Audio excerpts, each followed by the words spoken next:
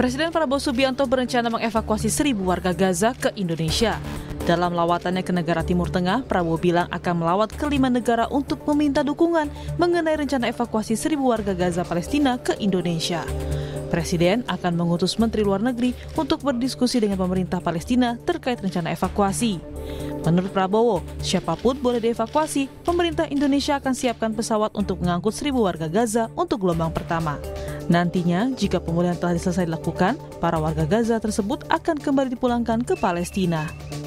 Anak yatim piatu, siapapun yang oleh pemerintah Palestina dan pihak-pihak yang terkait di situ, mereka ingin dievakuasi ke Indonesia, kami siap akan kirim pesawat-pesawat untuk mengangkut mereka. Syaratnya adalah semua pihak harus menyetujui hal ini. Kedua, mereka di sini hanya sementara sampai mereka pulih sehat kembali, dan pada saat mereka pulih sehat kembali, kondisi di Gaza sudah memungkinkan, mereka harus kembali ke daerah mereka asal.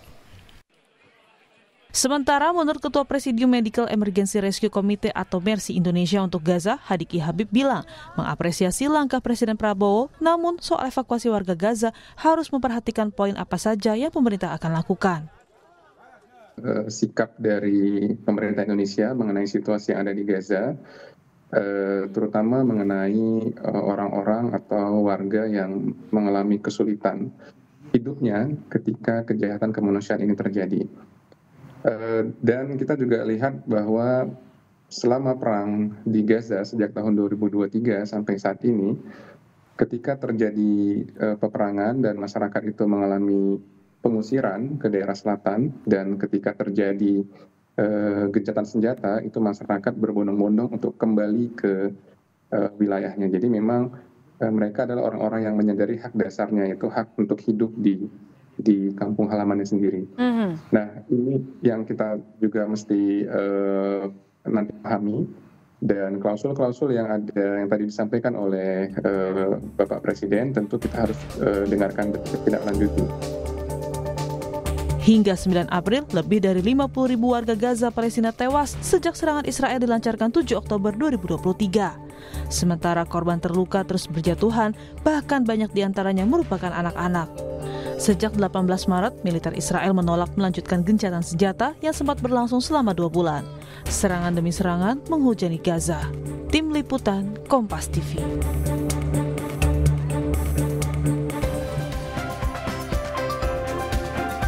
Saudara, Presiden Prabowo Subianto berencana mengevakuasi 1.000 warga Gaza ke Indonesia. Misi ini pun menuai berbagai respon. Pasalnya, siapkah pemerintah Indonesia menampung warga Gaza yang terluka? Apa saja yang harus diperhatikan?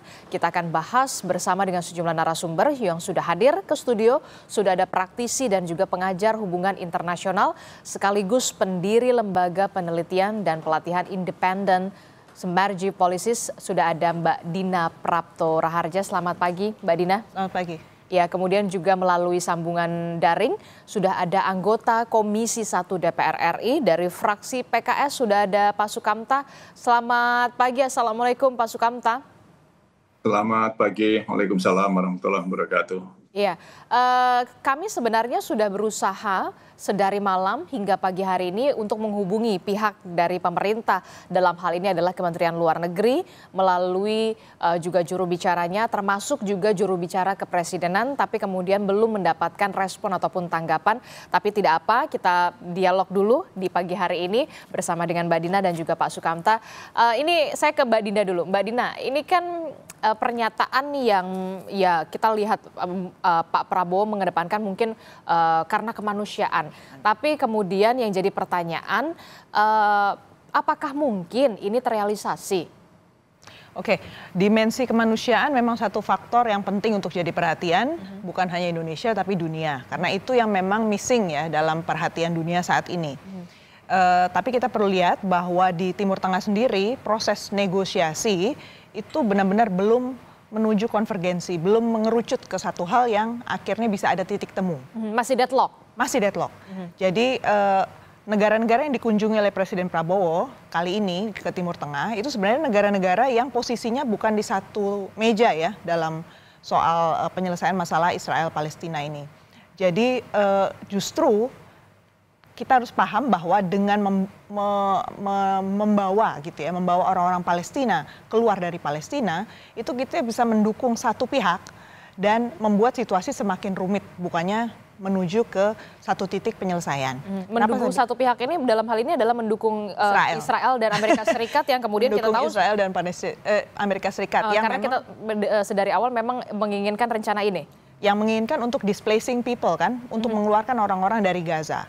Jadi saat ini dari pihak Amerika Serikat beserta para sekutunya seperti Uni Emirat Arab, kemudian Qatar, mereka Saudi Arabia, mereka juga inginnya yang penting segera ada rekonstruksi di Gaza dan mereka akan terlibat, sudah lengkap dengan rencananya dan segala macam untuk rekonstruksi dan proyek-proyek apa saja yang harus mereka jalankan. Di pihak yang lain ada Turki misalnya, Turki juga ingin terlibat, tapi mereka tidak satu pandangan tentang caranya karena Turki juga punya proyek sendiri nih untuk bukan hanya Suriah tapi juga berhadapan dengan Israel yang merupakan musuh juga di kawasan tersebut.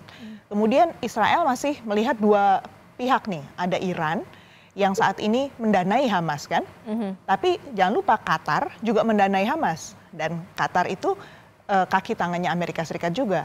Jadi kalau dilihat dari situasinya, Israel ini kan kuncinya satu, dia nggak mau mengakui Palestina. Hanya ada satu negara saja. Sementara di sisi yang lain, kita lihat Palestina juga inginnya tidak ada Israel. Jadi dengan kita secara nggak langsung, kita bawa aja deh orang-orang ini ke Indonesia, kita berada di posisi kita mau buat satu negara itu diberesin aja deh dulu. Padahal Gaza itu kalau kita lihat secara fisik ya, kenapa dia jadi satu perhatian dunia? Karena Gaza itu tempat yang full diisi oleh orang-orang Palestina, berbeda dengan tepi barat. Oke. Lalu saat ini kalau kita berpikir mau buat two-state solution, harusnya kan yang kita pikirkan adalah posisi negara-negara yang pro untuk two-state solution, bukan yang satu solution. Dan posisi negara-negara itu sekarang sedang dilemahkan juga oleh Amerika Serikat. Gitu. Jadi kalau kita masuk di momen seperti ini hanya berpikirnya soal kemanusiaan, itu kita miss di gambar besarnya. Belum lagi kalau kita bicara soal teknisnya ya, teknis untuk membawa orang dari Palestina sampai ke sini itu ya. Kalau sebelum kita membahas teknis, itu artinya ya kita apresiasi juga apa yang dilakukan atau diungkapkan oleh Pak Prabowo demi kemanusiaan. Kemudian warga Gaza yang terluka begitu ya, dan juga tadi saya sempat mendengar juga syaratnya harus disetujui oleh semua pihak. Kita tahu Indonesia ini berada dalam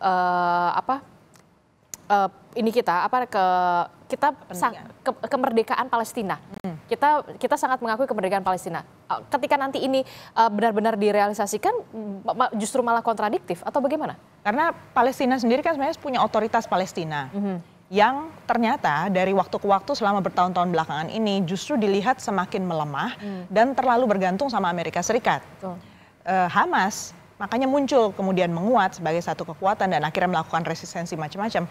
Karena mereka berpikir harusnya arah kita adalah terpisah dari Amerika Serikat. Istilahnya decoupling gitu kalau istilah international relationsnya ya. Kita berpisah dari Amerika Serikat lah kalau memang betul-betul mau independen. Nah, Palestinian Authority ini baru saja mengikuti kemauan Amerika Serikat dengan menunjuk Perdana Menteri baru. Namanya Mustafa.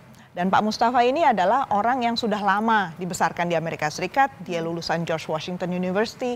Dia juga orang lama di World Bank yang dianggap bisa menyenangkan Amerika Serikat.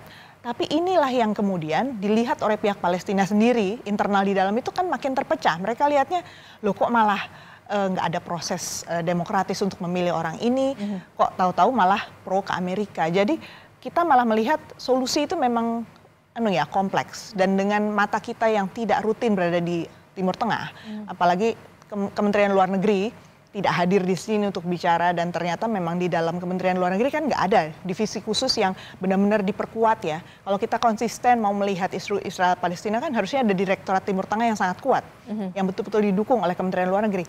Itu nggak ada sampai sekarang. Jadi kalau kita bicara soal holistik ya, saya pertanyakan soal pendekatan kita yang holistik di Timur Tengah. Karena ini bukan masalah sehari, 2 hari, atau setahun, 2 tahun ini. Kalau kita terlibat masuk, mau nggak mau isu ini akan bertahan selama puluhan tahun. Oke, jadi benar-benar harus difikirkan dulu sebelum ini bisa terrealisasi, termasuk juga dampaknya juga yang nantinya akan terjadi di Indonesia. Ya, ketika tidak memang bisa sekedar membuat telinga orang Indonesia happy aja ya. Oke, jadi Anda ini pernyataan populis? Pernyataan yang sangat populis.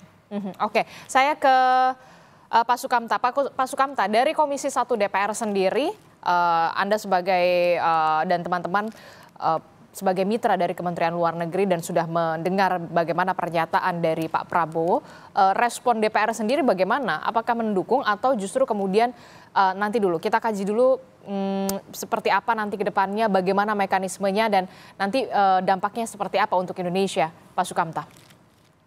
Baik, terima kasih. Konflik, bukan hanya konflik ini, proses genosida yang terjadi di Gaza oleh Israel ini sudah berjalan 1,5 tahun lebih ya.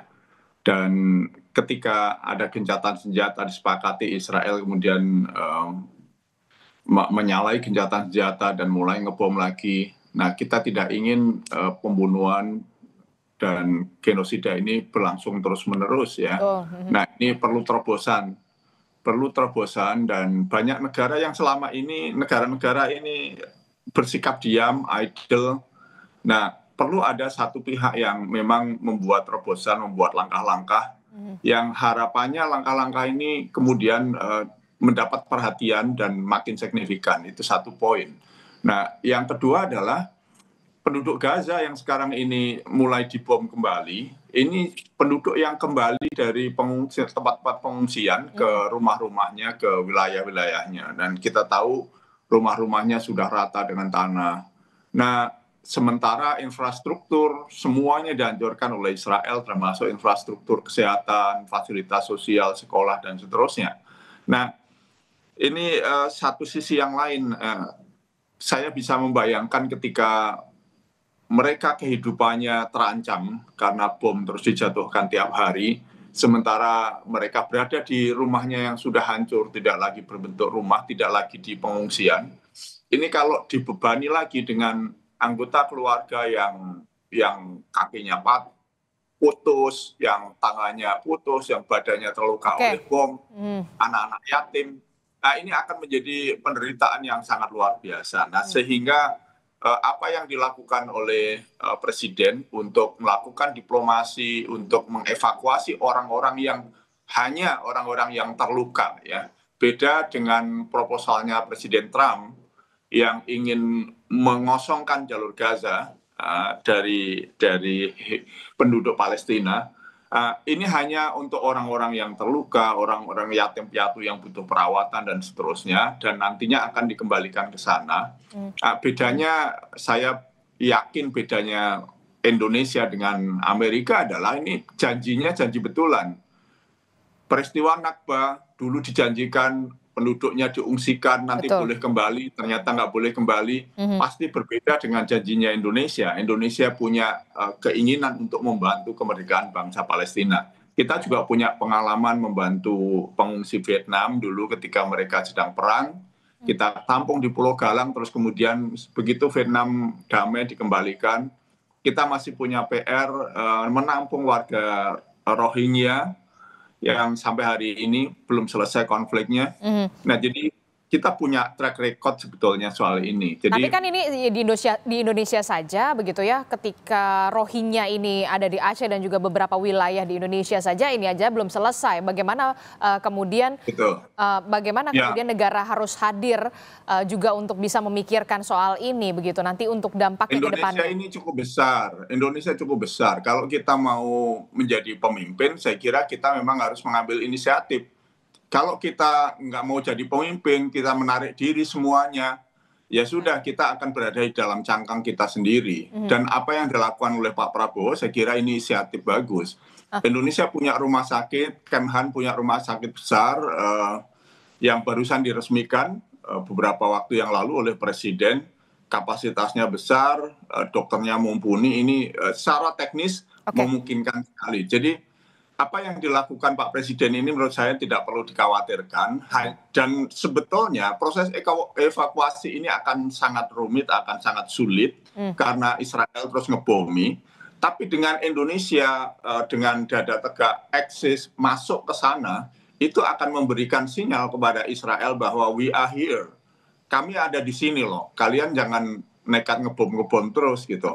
Jadi ini juga satu kode yang diberikan oleh pemerintah Indonesia yang dipimpin Pak Presiden Prabowo ini untuk kepada Israel, jangan mau semena-mena terus gitu. Saya kira ini seperti yang dilakukan oleh Pak Presiden Soeharto dulu waktu Serbia membantai warga Bosnia dengan membangun masjid di Bosnia. Ingin mengatakan Indonesia hadir di sini gitu. Tapi begini Pak, Pak Sukamta, kalau kemudian harus ada negara yang punya terobosan begitu ya. Oke, katakanlah Indonesia berupaya untuk melakukan terobosan ini, salah satunya adalah dengan mengevakuasi, lagi saya underline, warga yang terluka. Jadi tidak perlu dikhawatirkan begitu kalau menurut Anda dan juga teman-teman dari Komisi 1 DPR RI. Tapi kemudian apakah memungkinkan justru warga yang terluka? Tidak boleh. Tidak boleh warga yang masih kuat, yang ini warga yang masih kuat biarkan berjuang mempertahankan tanah airnya di sana. Tapi apakah kemudian tidak ada pemikiran terobosan, kenapa tidak Israelnya saja yang kemudian harus dibenahi dalam tanda kutip, dibawa ke peradilan internasional dan segala macamnya, karena memang sudah banyak kita lihat bukti bahwa banyak sekali genosida, pembantaian di sana di tanah Gaza begitu. Kenapa kemudian harus warga Palestina yang terpaksa diungsikan demi kemanusiaan, luka-luka begitu? Sebenarnya kita tahu mereka harus terusir juga dari tanah mereka sendiri begitu. ICJ sudah membuat fatwa dan negara-negara yang dikoordinasi oleh Afrika Selatan dan beberapa negara yang lain, Indonesia turut serta di situ, mendorong supaya ada penangkapan Perdana Menteri Israel Netanyahu, dan itu upaya yang terus dilakukan. Tapi siapa yang bisa memaksa? Karena dia di-backing oleh Amerika. Jadi boleh dikatakan pembantaian ini kan dilakukan oleh Israel atas restu dan dukungan dorongan negara besar satu ini. Nah, jadi upaya ini masih jalan terus dilakukan. Nah, kita buat terobosan baru. Saya kira dengan skala masalah seperti ini harus ada terobosan tidak tunggal. Terobosannya harus multi road ya, banyak jalan yang harus kita tempuh supaya akhirnya endingnya Israel mau menghentikan apa yang dilakukan sekarang ini, gencatan senjata dilakukan dan kemudian perdamaian dilakukan terjadi. Jadi saya kira ini langkah kreatif yang harus kita kasih ruang, walaupun memang benar kita harus betul-betul memelototi supaya nanti tidak merembet kepada situasi yang lebih buruk bagi eksistensi Palestina itu sendiri. Bagaimana respon Anda, Mbak Dina? Saya mau menyoroti poin tentang pentingnya Indonesia menjadi pemimpin dan memberi terobosan. Pak Sukamta, kalau kita bicara soal kepemimpinan dalam politik luar negeri, pertama-tama itu tentu resources-nya, baik itu orang, lembaga, badannya di dalam Kementerian Luar Negeri, kemudian mengikuti dinamikanya itu betul-betul harus lengkap, Pak. Karena kalau cuma separuh-separuh, itu artinya orang juga bisa membaca, Pak. Kita ini justru saya kadang-kadang berpikir, ini apa sedang cari muka sama Amerika Serikat karena urusan tarif itu, kita terpikir mau lebih helpful gitu ya, kepada pihak Amerika Serikat, ini mau dijadikan satu bargaining chips, dan saya pikir itu bargaining chips yang salah ya.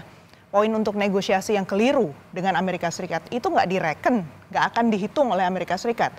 Karena Amerika Serikat posisinya sekarang, matanya itu adalah Israel sebagai sekutunya harus dibenahi pola pikirnya.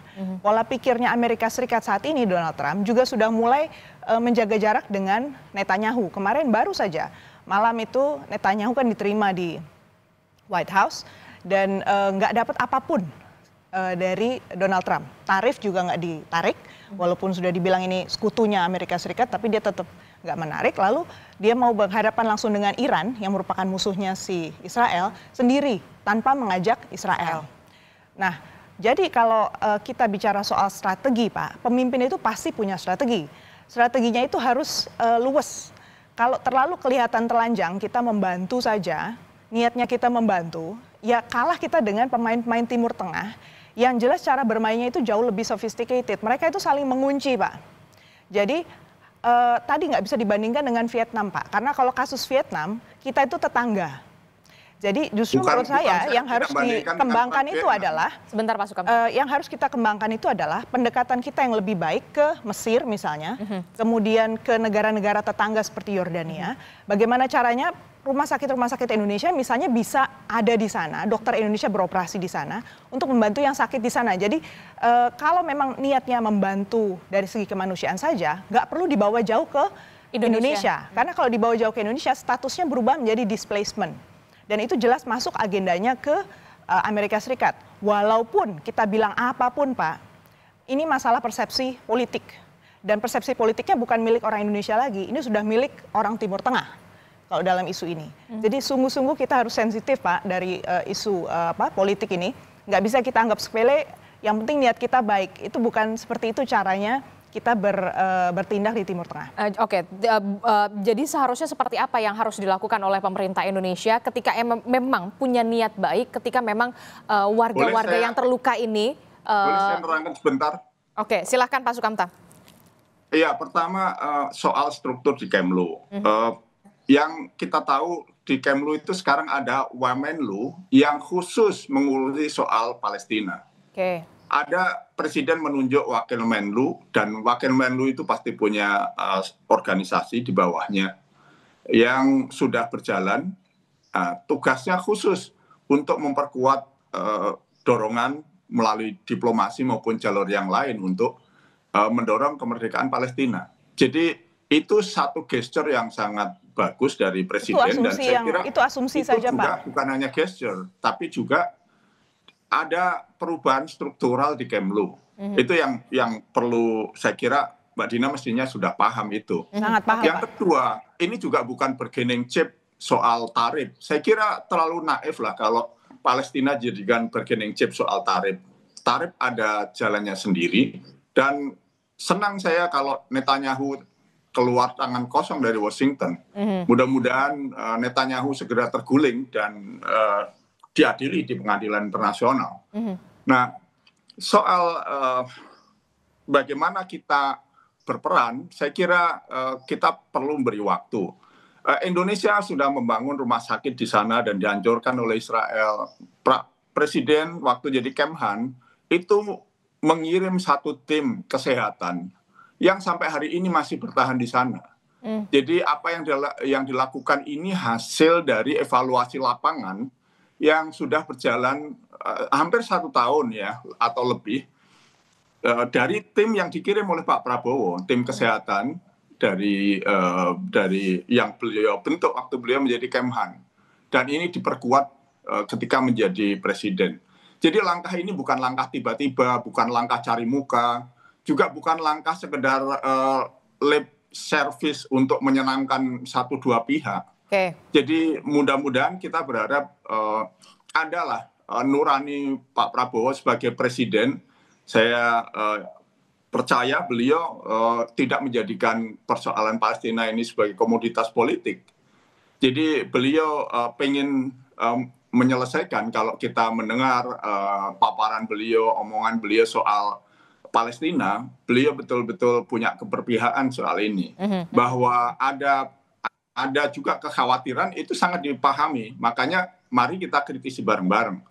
Kalau Vietnam tadi hanya analogi saya bahwa Indonesia punya pengalaman menampung pengungsi, tidak urusan politiknya. Nah, kita menangani pengungsi Palestina yang sakit, kita punya kesiapan secara teknis. Nanti kita dorong lagi untuk kembali ke negaranya, mestinya begitu.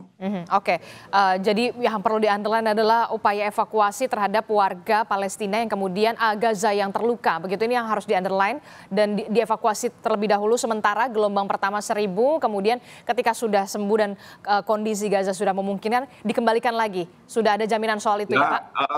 Indonesia tidak punya luxury untuk bermewah-mewah membuat anggaran yang besar ya. Oleh karena itu kalau langkah ini diambil itu berarti memang langkah yang serius dan emergensi sifatnya. Ya. Oke, lalu bagaimana, apakah ini bisa benar-benar terrealisasi, termasuk juga bagaimana dampak ke depannya bagi Indonesia? Tapi jangan dijawab dulu Mbak Dina, tetaplah bersama kami di Sapa Indonesia Pagi, kami akan segera kembali. Anda masih bersama kami di Sapa Indonesia Pagi, saudara masih membahas soal bagaimana langkah dari Indonesia untuk bisa melakukan terobosan baru terkait dengan konflik yang terjadi di Gaza antara Palestina dan juga Israel. Sebelumnya kita tahu Presiden Prabowo Subianto merespon bahwa memang ada upaya untuk melakukan evakuasi terhadap warga di Gaza yang terluka untuk dievakuasi ke Indonesia. Sementara di gelombang pertama akan ada 1.000 warga Gaza yang terluka yang nantinya akan dievakuasi sementara. Bagaimana kemudian dampaknya terhadap Indonesia dan seperti apa, apakah ini bisa terrealisasi? Kita masih membahasnya dengan Mbak Dina, kemudian juga dari DPR juga ada Pak Sukamta. Mbak Dina dan juga Pak Sukamta, saya membaca di Harian Kompas ini soal Gaza dan juga Palestina termasuk juga Israel di halaman 4 soal upaya bersama demi Gaza perlu didorong begitu ya. Ada bacaan dari Pak Smith Al-Hadar yang merupakan pengamat Timur Tengah dan penasihat Indonesia Society for Middle East Studies begitu ya. Jika ingin memindahkan warga Palestina untuk sementara waktu, Mesir bisa menjadi jawabannya.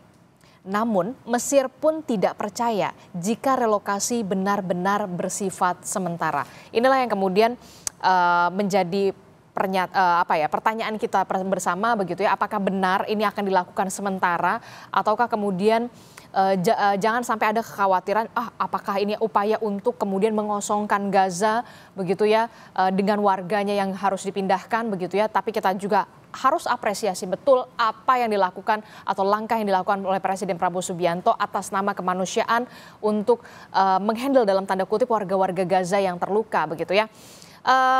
Saya ke Mbak Dina dulu, Pak Sukamta. Kalau memang ini terrealisasi begitu ya,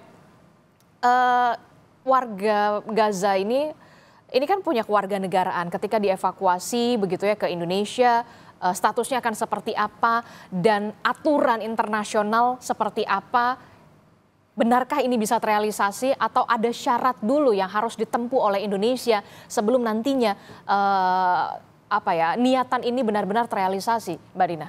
Oke, saya mundur satu step dulu, mengatakan bahwa upaya Presiden Prabowo memang harus diapresiasi. Bahwa dibandingkan dengan periode sebelumnya di masa Presiden Jokowi, di mana Pak Jokowi itu nggak pernah ngurusin langsung sampai seperti ini turun tangan, itu perlu diapresiasi. Tapi Bapak, kita tidak perlu terburu-buru.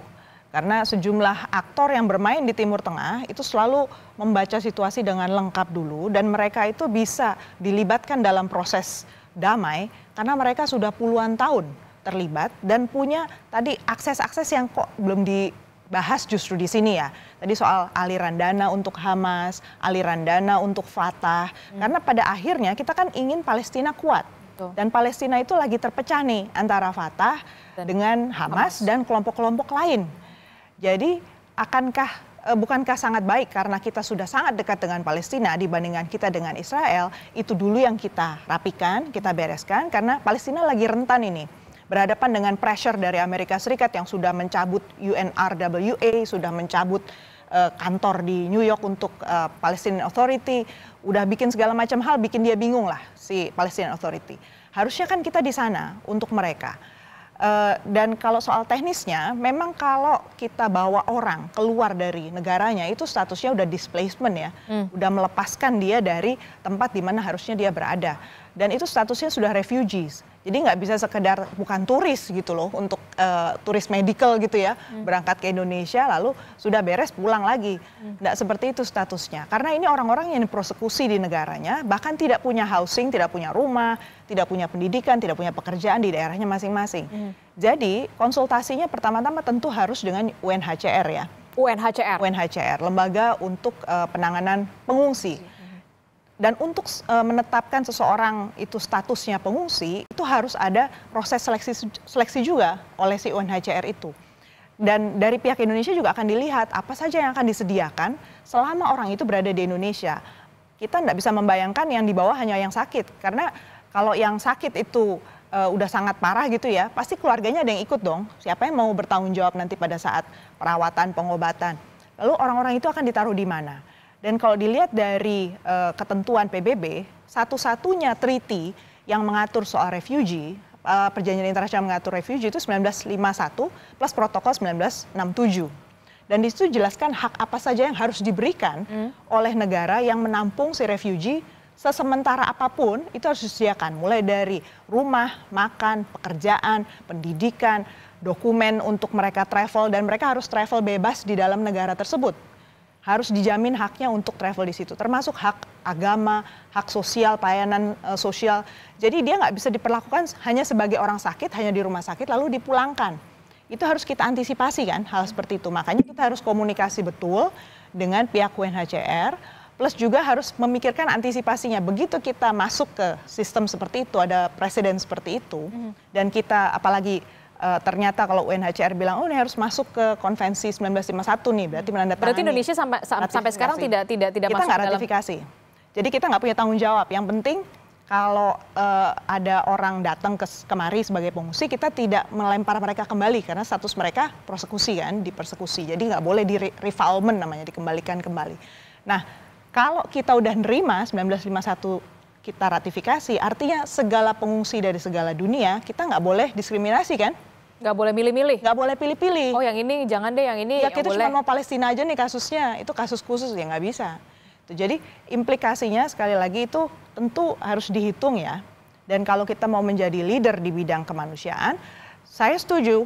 Tinggal jabarkan juga nih konsekuensi ini sudah dihitung, sudah dilihat. Di Kementerian Luar Negeri itu secara struktural belum ada Pak, itu asumsi saja bahwa Wakil Menteri Luar Negeri itu langsung terhubung dengan direktorat.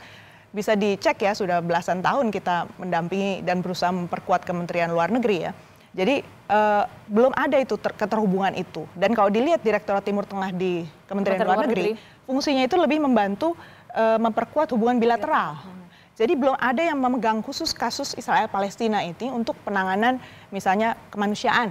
Belum konflik ada. Gaza dan Palestina. Atau konflik Gaza-Palestina belum ada.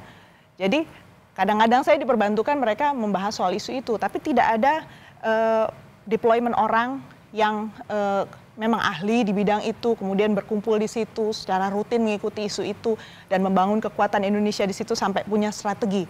Sekali lagi, kita perlu strategi kalau di Timur Tengah. Betul-betul harus kuat karena kita berhadapan dengan major powers dan negara-negara yang memang relasi kawasannya itu kompleks betul. Oke, kalau dari aturan-aturannya internasional tadi sudah dijabarkan oleh Mbak Dina, menurut Anda Pak Sukamta, sanggupkah kemudian Indonesia sudah melihat aturan-aturan internasional, apalagi kita tidak termasuk ke dalam perjanjian itu ratifikasi tadi, ratifikasi 1951 itu tadi, Pak Sukamta? Ya, oke. Indonesia ini punya pengalaman cukup panjang soal pengungsi Palestina, bukan hanya pengungsi. Indonesia juga begitu konflik meletus, Pak Prabowo itu sejak jadi Menhan kemarin itu mengundang beberapa pemuda Palestina diberi ruang, berikan beasiswa untuk studi di Kemhan, di Universitas Pertahanan di Unhan. Dan itu jumlahnya cukup signifikan. Sampai hari ini masih pada belajar dengan janji nanti setelah selesai mereka kuliah, mereka kembali ke Gaza membangun negaranya. Jadi ini bukan pengalaman yang pertama sebetulnya Indonesia menampung warga-warga Palestina sesuai dengan situasi kondisinya. Kebetulan saja ini sekarang yang diprioritaskan adalah orang yang sakit. Kemarin yang ditampung itu para pemuda yang disekolahkan di sini, mereka juga bebas kemana-mana, tidak mendapatkan belenggu di sini. Jadi walaupun tidak ratifikasi, tetapi tetap saja itu bisa dilakukan. Jadi saya percaya sebetulnya langkah-langkah kita itu langkah-langkah yang sudah diperhitungkan dan sangat memungkinkan itu secara teknis dilakukan. Bahwa kita harus dorong terus supaya Kemlu ada perubahan infrastrukturnya, suprastrukturnya, bahwa pemerintah perlu lebih hati-hati jangan masuk ke dalam jebakan Israel dan Amerika. Itu iya, tapi beri juga kesempatan mereka untuk mengambil langkah-langkah, dan saya yakin diplomasi presiden ke beberapa negara ke Mesir, ke Turki, ke UAE, mungkin juga ke Qatar. Ini bagian dari menyiapkan jalur-jalur diplomasi dengan model minilateral seperti ini. Apa yang atau negara yang dituju oleh Pak Presiden ini negara yang betul-betul sebetulnya sangat terkait dengan Israel Palestina ini, keempat negara ini. Kan Presiden juga tidak mengunjungi negara-negara besar yang lain yang lebih secara geografis maupun ukuran itu lebih dekat dengan Palestina. Ini karena empat negara ini merupakan pemain-pemain yang secara langsung atau tidak langsung ikut terlibat dan menentukan di dalam perjalanan konflik ini. Jadi perjalanan langkah-langkah Pak Presiden ini langkah-langkah yang kalkulatif sebetulnya. Nah, kita memang bersama-sama kita perlu mencermati, tapi terobosan-terobosan baru memang harus dilakukan. Kalau tidak, ini nanti stalemate, semua situasinya status quo, seperti membiarkan Israel ngebom terus, mau dibom terus sampai penduduknya habis, tidak boleh tidak ada langkah-langkah penghentian. Karena Israel tidak mendengarkan siapapun. Mereka tujuannya memang membunuh, tujuannya menghabiskan warga di Palestina, di Gaza. Nah, langkah-langkah ini mudah-mudahan menjadi satu langkah kecil untuk diikuti dengan langkah-langkah besar yang lain. Termasuk pembenahan struktural di Kemlu yang terkait, itu mudah-mudahan segera diikuti. Supaya peran Indonesia yang memang sudah proaktif sejak kita merdeka, kita ada konferensi Asia Afrika, gerakan non-blok, ini bagian dari politik luar negeri kita bebas aktif, dan secara historis memang Indonesia itu berada di garis depan, lebih depan bahkan dari negara-negara Arab. Itu sejak dulu memang demikian. Dan posisi kita jelas begitu ya, mengakui kemerdekaan Palestina. Kita memang perlu ada reserve, ada kekhawatiran, tapi kita juga beri ruang lah kepada pemerintah untuk mengambil langkah-langkah itu. Mbak Dina, ide relokasi ataupun kemudian evakuasi kalau menurut Anda bukan satu-satunya solusi. Lalu apa yang kemudian bisa menurut pandangan Anda bisa ditawarkan begitu ya ketika Pak Presiden Prabowo Subianto ini kita tahu lagi berkunjung nih ke 5 negara di Timur Tengah. Karena menurut saya yang paling penting untuk masalah penguatan Palestina supaya mereka bisa berjuang untuk berhadapan dengan Israel. Israel ini kalau kita lihat ya, paling nggak selama Trump berkuasa, dia akan mengalami sejumlah hal yang cukup membuat dia limbung mungkin. Karena Donald Trump punya kepentingan untuk menarik kembali uang-uang Amerika, intinya gitu. Jadi kemungkinan besar pendekatan Trump 1 dengan Trump jilid 2 ini akan berbeda sedikit ke Israel. Tapi nggak bisa totally different. Jadi kita harus hati-hati juga mencermati si Donald Trump ini. Mungkin duitnya ditarik tapi apa yang dikasih kita nggak tahu. Karena bagaimanapun juga Amerika Serikat punya kepentingan ini untuk memastikan uang kas negara di Amerika Serikat itu akan kembali besar. Amerika Serikat akan berjumpa dengan negara-negara besar di Timur Tengah. Kaitannya itu soal minyak juga. Karena Amerika Serikat berusaha untuk menjadi pemasok minyak nih sekarang. Alternatif dari negara-negara Timur Tengah. Indonesia tentu harus bisa melihat ya, membaca situasi seperti ini ke depannya. Karena efeknya ke Indonesia, kita udah net importer minyak. Itu salah satu hal. Jadi, dengan kedekatan Amerika Serikat ke negara-negara tersebut, agendanya dia untuk memberikan istilahnya pacifier ya, memberi penyenang gitu ya, hal-hal yang menyenangkan buat negara-negara Timur Tengah supaya mau ikut agendanya Amerika Serikat. Itu yang harus kita antisipasi. Berarti hubungan bilateral Indonesia dengan Amerika Serikat, duta besar kita, siapapun yang nantinya terpilih untuk Amerika Serikat, itu mau nggak mau harus peka betul melihat segala kesempatan untuk memastikan jangan sampai agendanya itu jadi Amerika Serikat saja. Karena kalau Amerika Serikat kuat, si Palestina akan makin tertekan. Karena dia dipaksa untuk menerima terms agreement. Bagaimana caranya yang kedua supaya Benjamin Netanyahu bisa melemahkan di sana? Pertanyaannya gimana juga caranya mempersatukan antara Fatah dengan Hamas. Nah, di sini pemain-pemain lokal seperti Mesir dan Lebanon, kemudian juga Yordania, itu penting kemudian kita engage. Kita kebetulan kemarin punya relasi baik sama Turki, dan Turki juga punya perhatian nih sama topik ini. Kita harus duduk lagi kemudian memetakan gimana secara politik kita harus masuk. Karena isu kemanusiaan nggak bisa lepas dari isu politik. Terus tadi yang ketiga Pak Sukamta sempat nyebut soal pendidikan. Memang menarik kalau orang dari Palestina ini punya terobosan baru juga soal pendidikan. Nah kalau itu saya setuju, kalau mereka dibawa kemudian mereka ada pertukaran pelajar misalnya, itu jelas tuh pembatasannya, mereka nggak akan dihitung sebagai refugees. Tetapi memang kita membantu mereka secara edukasi, itu lain ceritanya. Dan pertanyaannya tinggal gimana caranya kita engage mereka selama mereka di sini supaya mereka juga bisa melihat nih reformasi yang diinginkan untuk Palestinian Authority itu cara-caranya seperti apa saja, baik militer maupun untuk masyarakat sipil. Jadi soft power lah Pak, kalau menurut saya yang perlu kita perkuat ke depannya, karena dan itu butuh waktu juga dari pihak Indonesia supaya orang kredibel, ngelihatnya kita tuh kredibel, bukan sekedar sesaat, bukan untuk etalase politik, tetapi memang betul-betul Indonesia invest betul untuk mengubah situasi di Timur Tengah. Oke, ketika ini memang benar terrealisasi dengan tadi Pak Sukamta sudah mengatakan sudah diperhitungkan ketika memang Pak Prabowo sudah menyatakan soal akan mengevakuasi warga Gaza, sudah diperhitungkan semuanya. Anggaplah ini sudah nanti akan terrealisasi. Apa dampaknya untuk Indonesia dan juga warga di sini? Saat pengetatan anggaran seperti sekarang di Indonesia, kita sedang efisiensi anggaran, tentu harus diantisipasi bahwa anggaran pemerintah akan ada juga yang beralih ke sana. Itu satu. Kemudian yang kedua, tadi kaitannya dengan relasi kita dengan Amerika Serikat.